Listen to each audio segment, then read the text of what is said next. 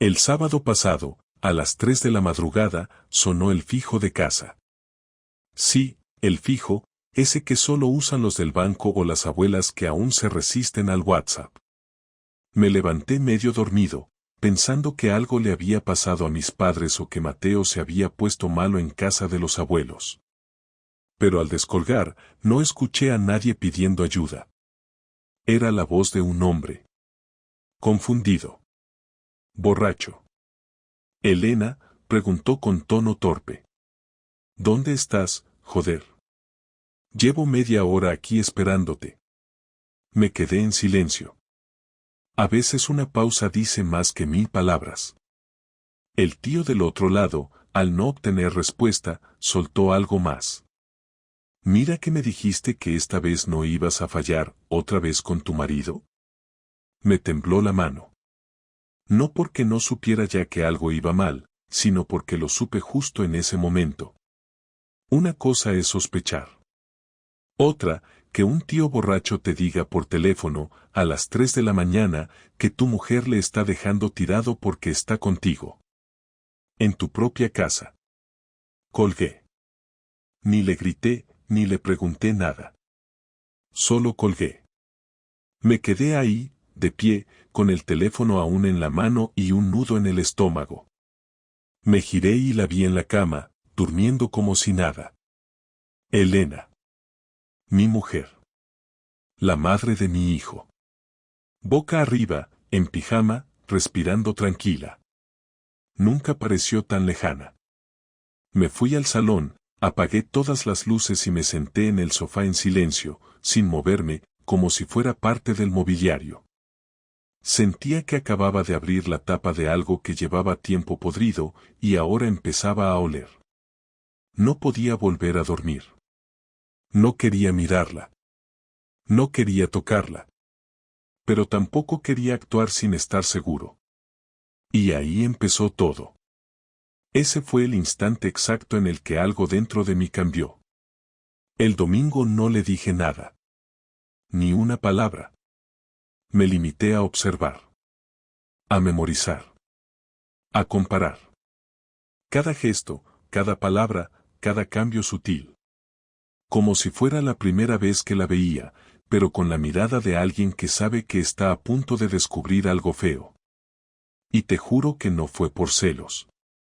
Ni por inseguridad. Fue por instinto. Ese tipo de instinto que uno tiene cuando algo no encaja.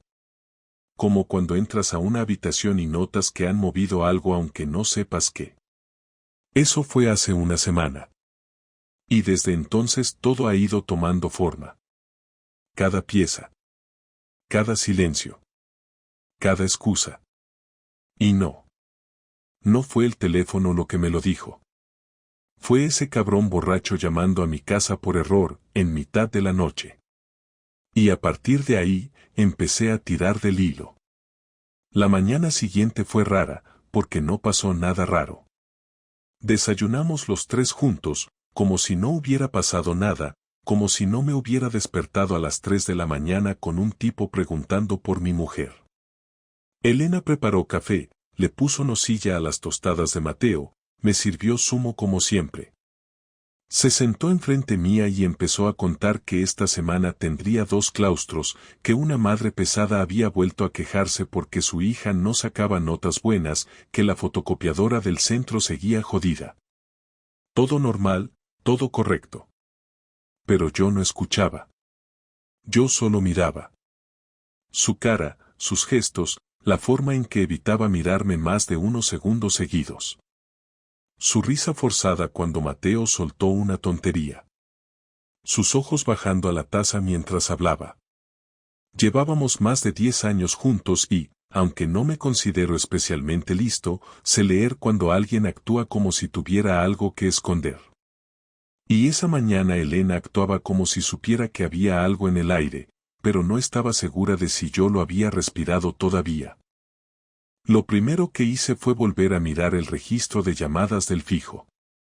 Estaba el número. Llamada entrante, 3:07 de la madrugada, número desconocido. Lo apunté. Luego me fui al ordenador y busqué formas de rastrear un número privado. Nada fácil. Nada legal. Pero conocía a un cliente que trabajaba en una empresa de telecomunicaciones. Le mandé un mensaje que parecía casual: oye, ¿todavía curras en Movitel? Tengo una curiosidad técnica, ¿te puedo preguntar una cosa? Me respondió a los 10 minutos que sí, que dime. Se la lancé directo: ¿se puede saber quién llama desde un número oculto si tengo fecha y hora exacta? Es un tema familiar. Me dejó en visto. Me respondió al rato: difícil, pero si tienes suerte y alguien se equivocó en la configuración, puede salir algo. Mándame lo que tienes. Se lo pasé sin explicar más. Y me quedé esperando. Esa tarde, cuando volví a casa después de un par de visitas con clientes, la encontré en la terraza. Estaba sentada en la hamaca, leyendo un libro, como si fuera una adolescente en vacaciones. Me saludó con una sonrisa que no me cuadró. Demasiado alegre para un lunes. Me preguntó cómo había ido el día, si quería tomar algo fresco, si tenía hambre. Era como si quisiera equilibrar una balanza invisible que ni siquiera habíamos dicho en voz alta que existía. Le dije que me iba a duchar. En realidad solo subí al dormitorio, cerré la puerta y me quedé allí, en silencio, sin hacer nada, escuchando los ruidos de abajo. Esperando que volviera a llamar. O que hiciera cualquier cosa que me ayudara a entender. A las 9:30 de la noche, mientras Mateo dormía, sonó mi móvil. Era el tipo de la empresa. Solo escribió: se llama Tomás P., número de prepago de Yoigo, registrado en una tienda en Palencia. Te paso el número real. Me temblaron las manos. No conocía a nadie llamado Tomás. Nadie en común con Elena, al menos no con ese nombre. Ni amigos, ni ex, ni compañeros. Me costó 10 minutos decidir si llamaba o no. Al final lo hice, con el corazón a mil y la voz firme. Sí. Silencio al otro lado. ¿Tomás? ¿Quién eres? El marido de Elena. Se hizo otro silencio, más largo. No colgó. Ni se rió. Solo respiró hondo. Y luego dijo algo que no me esperaba. ¿Entonces lo sabes? No respondí. No tenía sentido mentir. No sé qué sé exactamente. Pero sé que llamaste a mi casa el sábado a las 3 de la mañana. No era mi intención. Me equivoqué. Ya. ¿Y qué intención sí tenías? Suspiró. Fue el tipo de suspiro que alguien hace cuando sabe que ya ha metido la pata demasiado hondo como para retroceder. Mira, no quiero problemas contigo. Lo siento. De verdad. Esto se me fue de las manos. Pensé que era otra cosa. ¿Desde cuándo? ¿Qué? ¿Desde cuándo te acuestas con mi mujer?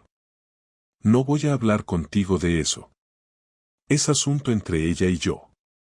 No, amigo. Es entre tú, ella y yo. Porque la cama es nuestra. La casa es nuestra. El hijo es nuestro. No dijo nada más. Colgó. Me quedé mirando el móvil con la pantalla apagada como si fuera a decirme algo más. Como si fuera a darme alguna explicación que tuviera sentido. Pero nada. Solo silencio. Esa noche no dormí. Me levanté varias veces al baño, di vueltas en la cama. Elena dormía de lado, dándome la espalda. Me dieron ganas de despertarla y preguntarle todo, pero no lo hice. No por miedo. Por estrategia. Quería saber más. Quería pruebas. Quería detalles. No soy de los que gritan ni lanzan cosas, pero si me vas a joder la vida, por lo menos quiero enterarme con pelos y señales. El martes, salí de casa antes de lo habitual. Le dije que tenía visitas lejos, que no comería en casa. No era cierto. Me tomé el día libre. Me senté en un banco frente al instituto donde trabaja. A las 8:10 la vi llegar. Aparcó donde siempre, bajó del coche con su bolso, el portátil, y entró al edificio. Todo parecía normal. Esperé. A las 10:15 salió. No miró alrededor. Subió al coche y se fue. No volvió al centro en toda la mañana. La seguí. Condujo hacia el barrio nuevo que están construyendo cerca del hospital. Edificios modernos, calles sin árboles aún. Se metió en un garaje subterráneo. Esperé. A los pocos minutos recibí otro mensaje de mi contacto: Tomás P. vive en calle Emilio Alarcos, Portal 4, segundo B por. Le puse solo, gracias. Ahí supe que había entrado en su casa. Me quedé en el coche. No hice nada. No bajé. No la enfrenté. Solo esperé. Hasta que, 2 horas después, la vi salir. Peinada, con otra ropa. Con el móvil en la mano, sonriendo. Me pareció ver en su cara un gesto que no le conocía. Una cara que no me pertenecía. Una expresión que no usaba conmigo. Volví a casa antes que ella. Preparé la comida. Cuando llegó, le pregunté si el claustro había sido largo. Sí, agotador. Hemos tenido bronca con el jefe de departamento de mates. Una pesadilla. ¿Y has podido comer al menos? Un bocata. En la sala de profes. Asentí. No dije nada más. No hizo falta. Ya tenía claro que me estaba mintiendo. Pero aún no era el momento de explotar. Porque si me iba a vengar, tenía que hacerlo bien. Y no con gritos. Con hechos.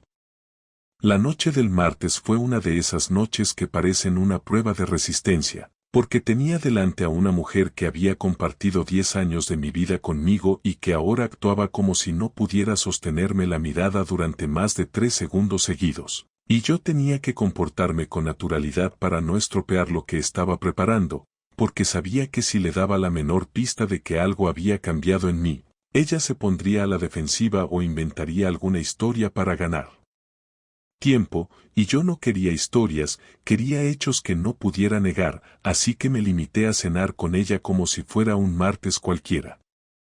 Nos sentamos en la mesa pequeña de la cocina porque Mateo estaba ya dormido y ella comentó que el día siguiente sería agotador por culpa de las reuniones del instituto, algo que ya había dicho varias veces esa semana. Y aunque normalmente le habría preguntado detalles, esa noche solo asentí mientras la observaba mover el tenedor de un lado a otro sin realmente comer.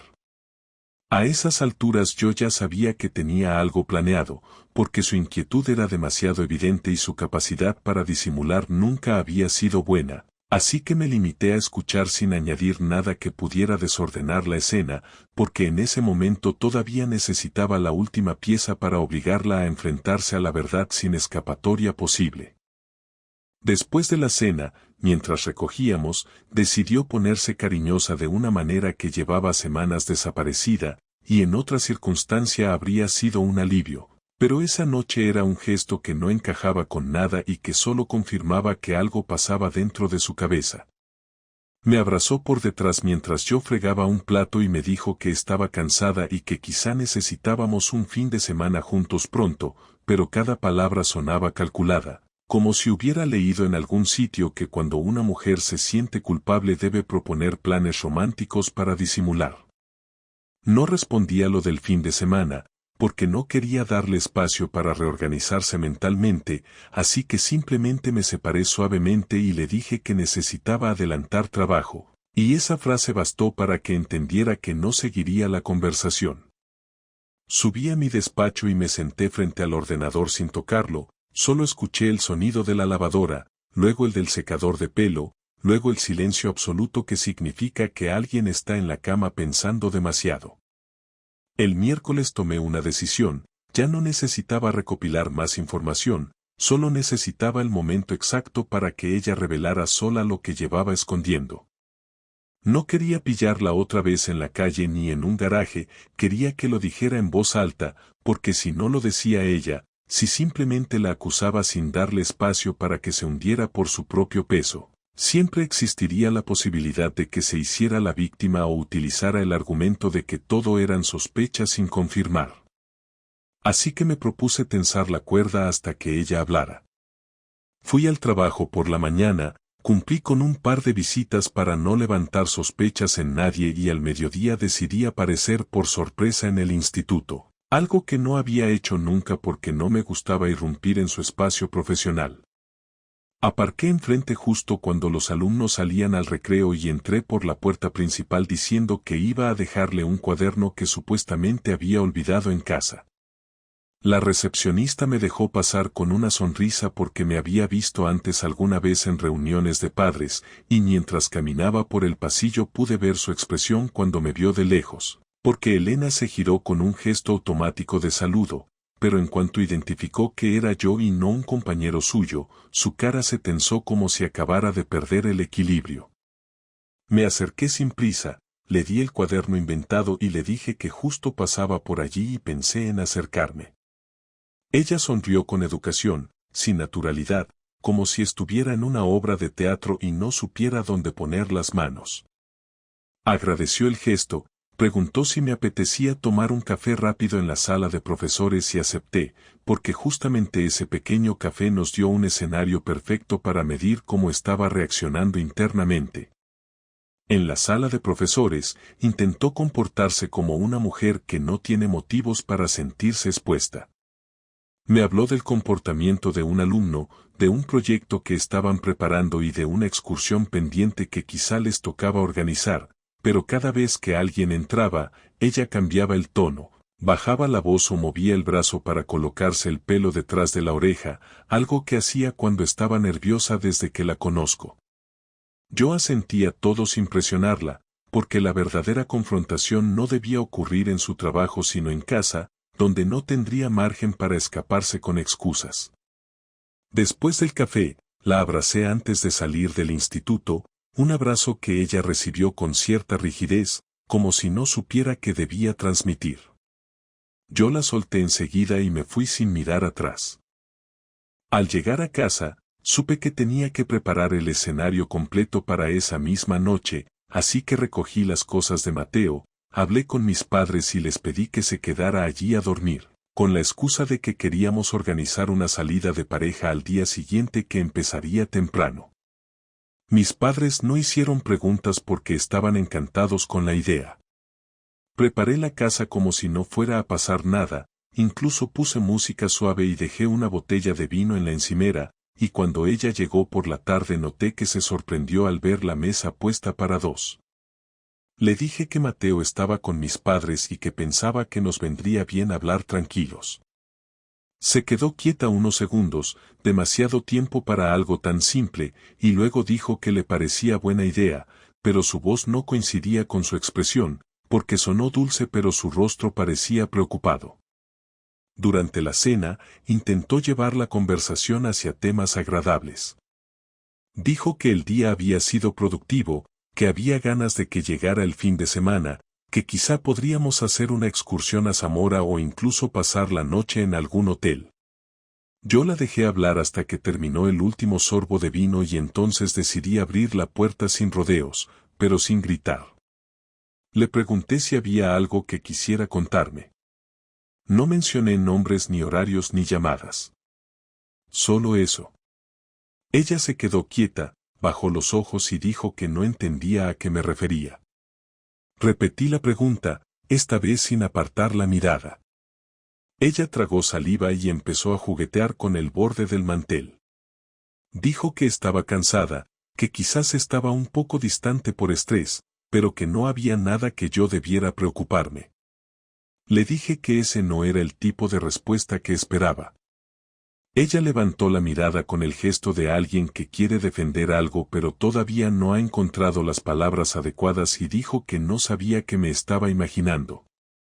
Le respondí que no me estaba imaginando nada y que precisamente por eso quería que hablara ella, porque ya no tenía sentido mantener una normalidad que hacía semanas que no existía. Hubo un silencio largo, y en ese silencio pude ver cómo el miedo se mezclaba con una especie de desafío interno, como si estuviera debatiendo consigo misma entre mentir otra vez o decir algo que no quisiera decir. Finalmente me preguntó qué sabía yo. Le dije que no necesitaba pruebas para saber cuando mi mujer está mintiendo y que lo único que quería era que dejara de fingir. Me pidió que especificara, como si necesitara una frase exacta para comprender la acusación, y al ver que yo no añadía más, dijo que se sentía presionada y que no entendía por qué estaba haciendo esto. En ese momento mencioné el nombre de Tomás. No añadí nada más. No dije que sabía ni cómo lo sabía. Solo su nombre. El impacto fue inmediato. Su respiración cambió, se apoyó en el respaldo de la silla y murmuró que no entendía por qué salía ese nombre en la conversación. Le respondí que no estaba dispuesto a seguir esa línea de mentiras. Ella negó, pero su voz tembló. Negó otra vez, intentando sonar firme, pero ya no podía sostenerse. Le dije que había estado en su casa, que sabía desde cuándo se veían y que sabía qué hacía ella allí mientras yo creía que estaba trabajando. Ella se tapó la cara con las manos un momento, se levantó, caminó por la cocina sin saber dónde ponerse y finalmente dijo que no era lo que yo pensaba. Le pedí que explicara entonces qué era exactamente. Ella tardó más de un minuto en responder y al final dijo algo que no esperaba escuchar de esa manera y que tampoco la salvaba de nada. Dijo que no había sido planeado, que no había buscado a nadie, que se había sentido confundida y que la situación se le había ido de las manos. No contesté nada porque quería que siguiera hablando. Y siguió. Dijo que se había sentido sola, que yo estaba siempre de viaje, que había empezado todo de manera torpe y que no sabía cómo salir sin hacer daño. Yo seguí en silencio porque era evidente que esa confesión no era por arrepentimiento, sino porque ya no tenía por dónde escapar. Cuando terminó, le pregunté si se había dado cuenta del daño que estaba haciendo, no solo a mí sino a Mateo. Ella intentó llorar, pero era un llanto raro, más cercano al miedo que al remordimiento. Intentó acercarse para tocarme la mano y le dije que no lo hiciera, porque ya no tenía ningún sentido una caricia entre nosotros en ese momento. Ella se quedó quieta, con los ojos rojos, y me preguntó qué iba a pasar ahora. Le dije que ya lo tendría claro muy pronto, porque esa parte no pensaba improvisarla, y que lo que pasara a partir de ese día dependería solo de mí. Esa misma noche, después de dejarla con la mirada perdida en el salón y con la cara todavía mojada por un llanto que ni siquiera le salía con naturalidad, subí a la habitación de Mateo, abrí su armario y empecé a llenar una mochila con su ropa, una muda completa, su pijama favorito, su neceser con el cepillo de dientes, su libro de dinosaurios que siempre leía antes de dormir. Y mientras lo hacía no pensé en venganza ni en castigos ni en frases teatrales sobre justicia, solo pensaba en que no quería que estuviera ni una sola noche más bajo el mismo techo que alguien que podía fingir durante meses mientras llevaba una doble vida. Así que cuando terminé bajé y le dije a Elena sin rodeos que al día siguiente por la mañana llevaría al niño a casa de mis padres y que se quedaría allí el resto de la semana, y que ya me encargaría yo de explicarle lo necesario sin meterla a ella en medio de nada, porque si había tenido la capacidad de mentirnos a los dos con una sonrisa en la cara, entonces también tendría que asumir las consecuencias de que no podía seguir jugando a ser madre, esposa y amante al mismo tiempo. Ella intentó hablar, quiso pedirme que lo pensáramos, pero le dije que no era una decisión que estuviera abierta a discusión, que no estaba buscando un acuerdo ni una solución compartida, que simplemente estaba informando de algo que ya estaba decidido. Esa madrugada, mientras ella dormía en el sofá como un animal herido sin saber si se le iba a perdonar algo o si ya era el principio del final, yo me senté frente al ordenador con una calma que me sorprendió a mí mismo, porque no sentía rabia ni desesperación, solo un orden muy claro en la cabeza, una serie de pasos que tenía que seguir sin desviarme, y lo primero fue escribirle a mi abogado, un tipo seco pero muy eficaz con el que había trabajado una vez en un tema laboral, y al que ahora necesitaba para algo mucho más personal. Le mandé un correo explicándole que quería iniciar los trámites de separación, pero que antes necesitaba saber cómo proteger mi parte económica, la custodia compartida y la vivienda, y que era urgente. Le adjunté mi número de teléfono nuevo, porque también había decidido que cambiaría de línea esa semana. Luego abrí otra pestaña, entré en el correo que compartíamos con Elena para recibir notificaciones del colegio de Mateo y cambié la contraseña. Después cambié la contraseña del acceso online al banco conjunto y establecí una verificación de 2 pasos que solo yo pudiera controlar, no para vaciar nada, sino para evitar que de la noche a la mañana se le ocurriera hacer algún movimiento extraño. No era una mujer violenta ni impulsiva, pero había dejado claro que podía ocultar cosas durante mucho tiempo, así que no pensaba arriesgarme con suposiciones. Al día siguiente llevé a Mateo a casa de mis padres con la excusa de que su madre y yo necesitábamos tiempo para hablar tranquilos porque habíamos tenido una discusión fuerte. Mi padre no preguntó nada, solo me miró con esa cara de quien ya lo sospechaba todo pero no quiere decirlo por respeto.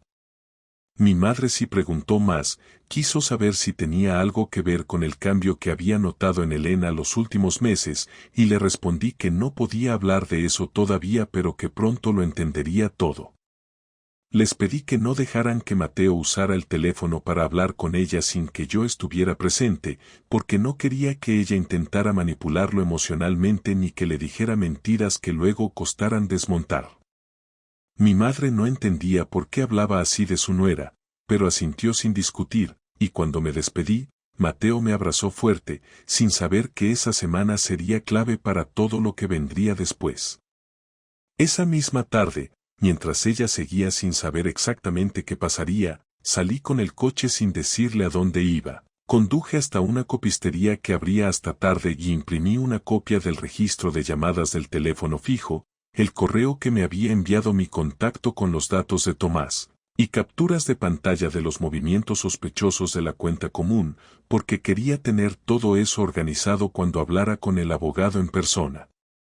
También imprimí una lista con todas las veces que Elena había dicho que tenía reuniones de tarde en el instituto, cotejadas con los días en que el coche no estaba donde decía estar. No eran documentos legales ni pruebas cerradas, pero eran suficientes para demostrar que no se trataba de un episodio aislado ni de un error puntual, sino de una conducta mantenida y planificada. Al volver a casa, ella me esperó en la cocina, de pie, con cara de haber estado ensayando lo que quería decirme, y lo único que me soltó fue que había estado pensando, que quizá lo mejor sería que nos tomáramos un tiempo, y que si yo quería podía quedarme en casa mientras ella se iba unos días a casa de su hermana. Le respondí que no, que si alguien se iba, sería ella, porque la casa estaba a mi nombre, y que además no pensaba esconderme como si el culpable de todo esto fuera yo. Intentó decir que no se trataba de culpa, que lo nuestro estaba desgastado desde hace tiempo, y que quizá esto solo había sido la forma en que había salido a la superficie algo que ya no funcionaba. Le dije que eso era muy cómodo de decir después de follarte a otro durante semanas, que no pensara que iba a tragar con el discurso de que todo esto había sido parte de una crisis inevitable, porque la diferencia entre una crisis y una traición estaba muy clara y que si no era capaz de asumirlo, entonces la conversación estaba terminada. Esa noche no cenamos juntos. Ella se encerró en el cuarto de invitados, y yo me quedé viendo las noticias como si nada, aunque por dentro sabía que estaba empezando la parte más sucia del asunto. Llamé al abogado y concretamos una cita para el viernes por la mañana. Me dijo que llevara toda la documentación y que mientras tanto no firmara nada que ella me pusiera delante. Al día siguiente recogí todas sus cosas del baño principal, las metí en una caja sin decirle nada y las dejé en la puerta del cuarto donde se había metido, y cuando abrió para preguntar por qué estaba haciendo eso, le respondí que estábamos empezando a separar espacios y que era mejor hacerlo ya, porque en cuanto el abogado moviera ficha, lo siguiente sería que saliera de la casa por la vía legal si no lo hacía por las buenas.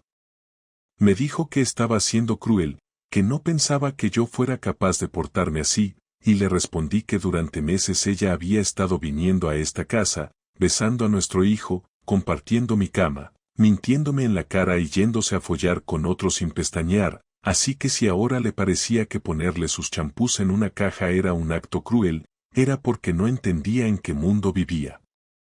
Pasé el resto de la semana en modo automático. Me levantaba temprano, trabajaba, evitaba hablar con ella más allá de lo estrictamente necesario, y cada noche me aseguraba de revisar todas las contraseñas, las cuentas, las copias de seguridad, todo. También grabé una conversación con el micrófono del móvil escondido en la sala cuando intentó pedirme que arregláramos las cosas por Mateo. No lo hice para chantajearla, sino para tener una prueba de cómo reconocía, en voz baja, que había tenido una relación con otro hombre. El viernes fui al despacho del abogado, le entregué todo y me dijo que íbamos a preparar la demanda por adulterio para obtener la custodia compartida con ventaja y que intentaría negociar que ella saliera voluntariamente del domicilio familiar con una compensación mínima. Salí de allí con la sensación de que ya había cruzado una línea que no tenía vuelta atrás. El viernes por la tarde, al volver del despacho del abogado, entré a casa con la decisión ya tomada y con la documentación en una carpeta negra que dejé sobre la mesa del comedor sin esconderla, porque no tenía ninguna intención de seguir fingiendo que las cosas podían reconducirse con una charla o con alguna excusa reciclada. Elena estaba en la cocina, limpiando algo que no necesitaba limpieza, como si eso le diera una forma de ocupar las manos mientras la cabeza le iba a mil. Me observó dejar la carpeta y no preguntó qué era, pero vi en su cara que lo intuía, porque se le tensaron los músculos de la mandíbula y giró la vista hacia la ventana como si buscara distraerse con algo que no fuera yo. Fui al frigorífico, saqué una botella de agua, bebí directamente del cuello y volví al salón. Me senté, abrí la carpeta, saqué las copias de los papeles y los dejé bien extendidos sobre la mesa. Le dije que necesitábamos hablar ya, sin rodeos, sin pausas y sin repetirnos, y que si no tenía nada nuevo que decirme, entonces el siguiente paso era que firmara esto y se fuera de la casa lo antes posible. Ella entró despacio, se quedó de pie frente a mí y me preguntó si realmente creía que todo podía resolverse así, con un par de papeles y una conversación en seco. Le respondí que no, que las cosas no se resolvían, se terminaban, y que ella misma había decidido eso desde el momento en que cruzó una línea que ninguno de los dos había pactado. Me dijo que nunca pensó en romper la familia, que no fue su intención, que había sido algo emocional, confuso, que ni ella sabía cómo explicar, y que todo se le había ido de las manos. Le respondí que la confusión dura 2 días, no 2 meses, y que a estas alturas lo que me ofendía no era la infidelidad sino la mediocridad con la que pensaba justificarla, como si no fuéramos 2 adultos con capacidad para asumir la verdad. Se sentó frente a mí, bajó la vista y preguntó si de verdad no había nada que salvar. Le dije que lo que se rompe de esa manera no se salva, se entierra, y que yo no pensaba pasarme los próximos 10 años viviendo al lado de alguien en quien ya no confiaba ni lo más mínimo, alguien que no solo me había traicionado sino que había mentido con una tranquilidad que no encajaba con la persona que decía ser. Me miró sin hablar durante un minuto largo, hasta que al final preguntó si podía al menos decir su parte, aunque no cambiara nada. Le dije que tenía 5 minutos. Y entonces empezó. Dijo que desde hacía un año se sentía invisible, que yo estaba siempre fuera, con viajes, reuniones, visitas, y que cuando volvía estaba físicamente presente pero mentalmente agotado, que muchas veces hablaba más con Mateo que conmigo, que cada vez compartíamos menos cosas y que la casa se le hacía pesada. Dijo que no lo justificaba, pero que en ese contexto conoció a alguien que simplemente la escuchaba, la hacía sentir vista, valorada, que no fue un plan, que fue algo que apareció y que ella no supo cortar a tiempo. Le pregunté si se habría detenido si yo no me hubiera enterado. Me miró sin responder y eso fue suficiente. Le dije que esa era la respuesta que necesitaba y que por eso no había vuelta atrás. Ella intentó explicar que no sabía cómo salir del lío, que una parte de ella quería confesarlo pero que le daba miedo destruir la familia. Le dije que la familia no la destruye quien la dice en voz alta, sino quien la rompe en silencio. Le mostré el documento con la propuesta del abogado, le expliqué que estábamos iniciando el procedimiento de separación por mutuo acuerdo, pero que si no aceptaba las condiciones y decidía ir por la vía contenciosa, yo tenía más que suficiente para demostrar la causa de ruptura y que eso influiría directamente en la custodia, en la vivienda y en los términos económicos. Ella lo leyó sin hablar, con los ojos llenos de lágrimas que no acababan de caer. Me dijo que le parecía muy duro que yo ya lo tuviera todo tan avanzado, que ni siquiera le hubiera dado tiempo de procesar lo que estaba ocurriendo.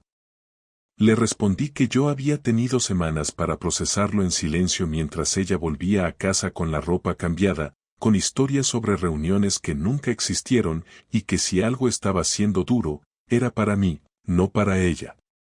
Me preguntó qué le diríamos a Mateo. Le dije que ya lo tenía pensado, que no íbamos a contarle detalles, pero que él no era tonto y que si veía respeto entre nosotros sería más fácil para él asumirlo. Le dije que su papel, si quería conservar una relación sana con su hijo, era no mentirle ni intentar manipularlo. Que si decía algo sobre lo que había pasado, que lo dijera bien, sin historias de media culpa, sin convertirlo en un drama barato. Volvió a preguntar si podía quedarse en casa hasta encontrar otro sitio. Le dije que sí, pero con condiciones. Nada de traer a nadie, nada de fingir normalidad, y que todo debía quedar por escrito. Me pidió un par de días para buscar un piso y le dije que tenía ese fin de semana, nada más. Dijo que lo entendía, pero que me pedía que durante esos días no habláramos de esto delante de Mateo si venía a casa. Le dije que eso estaba claro, pero que si volvía a usar al niño como excusa para esconderse, entonces todo lo que quedaba de respeto se iría por el váter. Cenamos en silencio. Cada uno en una punta de la mesa. Yo comí casi sin probar bocado. Ella ni siquiera terminó el plato. Luego recogió y subió al cuarto de invitados. Yo me quedé en el salón, con la carpeta abierta frente a mí, con una mezcla rara de alivio y vacío, sabiendo que el camino estaba claro pero sin sentirme bien.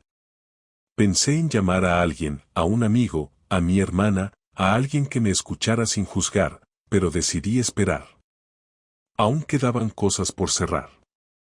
Esa noche no dormí bien, pero al menos dormí en mi cama, solo, con la puerta cerrada, sabiendo que aunque todo se hubiera desmoronado, al menos lo estaba enfrentando sin esconderme. El lunes siguiente, cuando Mateo volvió a casa después de pasar el fin de semana con mis padres, tuve claro que era el momento de decirle algo, no lo que había pasado en realidad porque era demasiado pronto y no quería que metiera en su cabeza palabras que aún no podía entender del todo, pero sí algo suficiente como para que notara que las cosas habían cambiado y que no era culpa suya.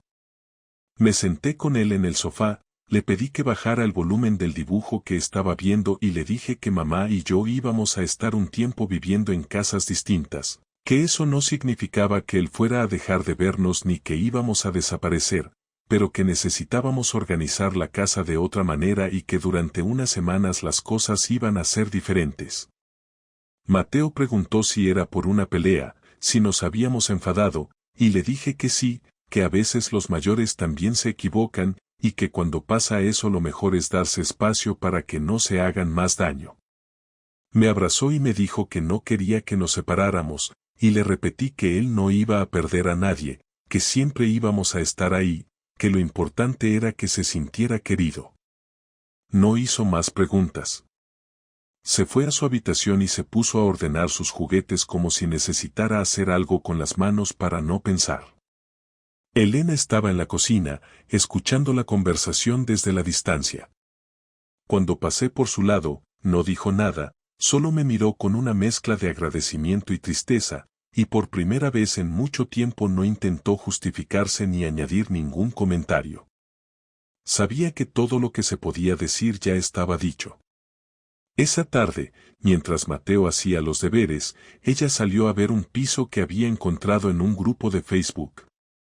Me escribió un mensaje corto diciendo que lo había reservado, que estaba a 20 minutos de casa, y que podría mudarse el jueves si no había problema.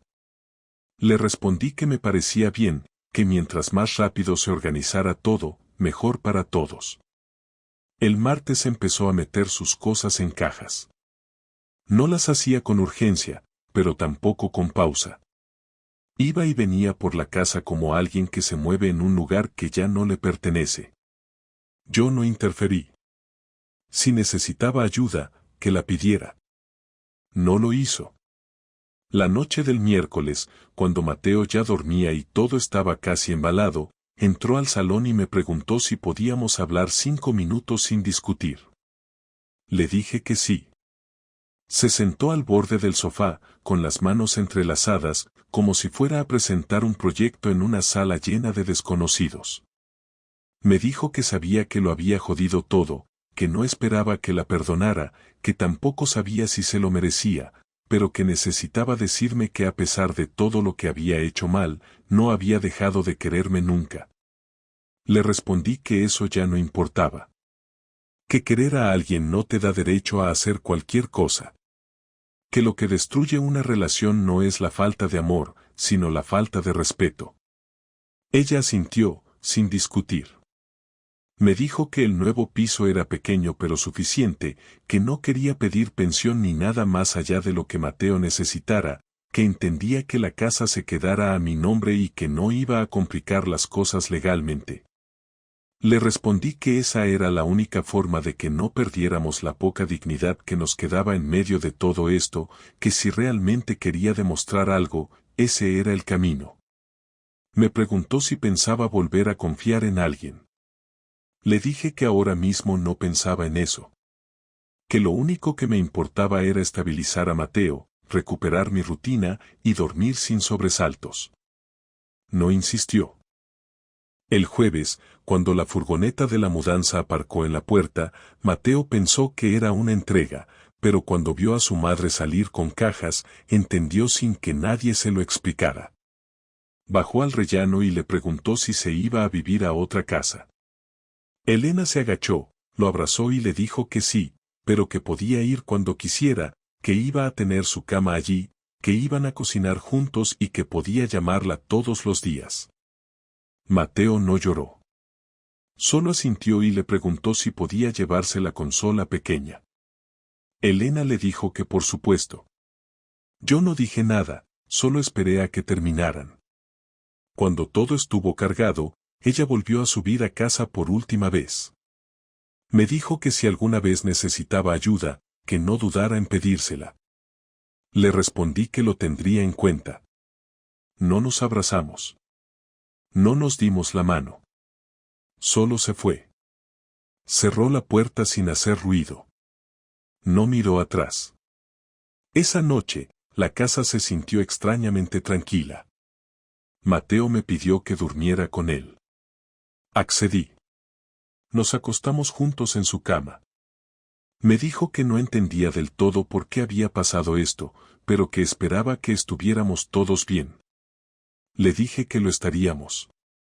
No sabía si era cierto, pero era lo que necesitaba escuchar. Los días siguientes fueron extraños, como si todo siguiera igual pero sin el ruido de fondo que había antes. Volví a trabajar con normalidad, organicé la casa de otra forma, moví los muebles del salón, cambié la decoración del dormitorio. No por despecho, sino porque necesitaba que el espacio reflejara lo que estaba pasando. Empecé a salir más con Mateo, fuimos al parque, al cine, incluso a visitar a mi hermana en Valladolid. Poco a poco, la vida empezó a recuperar un ritmo distinto. En algún momento, Tomás me escribió un mensaje largo pidiendo disculpas. No lo contesté. No necesitaba nada de él. Ni explicaciones ni disculpas. Lo bloqueé y borré su número. No volví a pensar en él más allá de saber que fue parte de una historia que ya no tenía nada que ver conmigo. Elena y yo acordamos una rutina para compartir tiempo con Mateo. Ella lo veía los fines de semana alternos, venía a buscarlo los viernes y lo devolvía los domingos. Nunca intentó cambiar el acuerdo, nunca trajo problemas. De alguna manera, cumplió su palabra de mantener las cosas limpias, al menos a nivel práctico. No puedo decir que recuperamos una relación cordial, pero al menos construimos una especie de pacto de no agresión que nos permitió convivir a distancia sin envenenar la vida de nuestro hijo. Ahora han pasado varias semanas desde que se fue. Sigo sin saber si lo que hicimos fue lo mejor, pero sí sé que no podía haber seguido como estábamos. No porque no la quisiera, sino porque después de todo lo que pasó, quererla ya no era suficiente. Lo que aprendí de esto es que la gente puede cambiar sin que tú lo veas, que las mentiras no siempre se descubren por un error, y que a veces la única manera de recuperar el control es dejar de preguntar por qué y empezar a actuar. No me siento mejor. No me siento peor. Solo más despierto. No sé si algún día volveré a confiar en alguien como confié en ella, pero eso ya no es urgente. Por ahora, lo que tengo es esta casa en silencio, mi hijo durmiendo en la habitación de al lado, y la sensación de que, al menos esta vez, hice lo que tenía que hacer sin arrastrarme ni perderme a mí mismo. Y eso ya es bastante.